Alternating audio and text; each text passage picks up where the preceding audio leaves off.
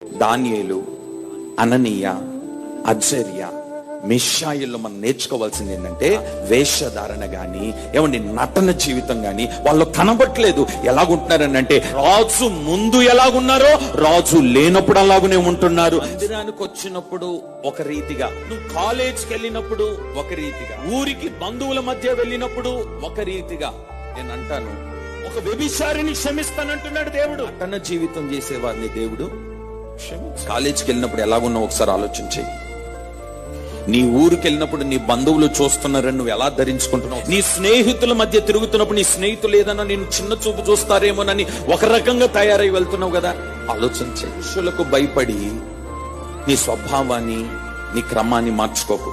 దేవునికి భయపడు చాలు. దేవుడు చూస్తున్నాడు. ఇక్కడ ఎలాగున్నావో బయట కూడా అలాగే, నీ ఉద్యోగ స్థలంలో కూడా అలాగే, కాలేజీలో అలాగనే ఉండు.